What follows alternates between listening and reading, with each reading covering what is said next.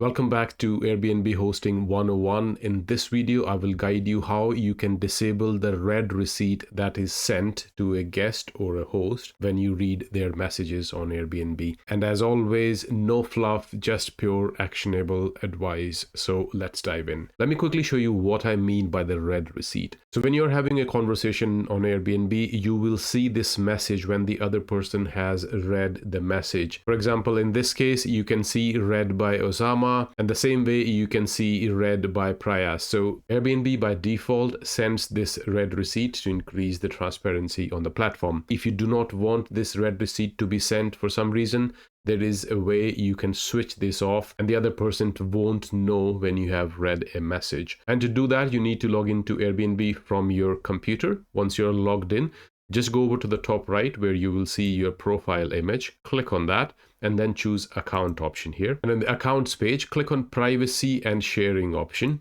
And on the following page, you need to go into the sharing option, which is the second option here. Click on that. And on this page, the first option is activity sharing. And the first thing you will see is red receipt. All you need to do is just flick this button off.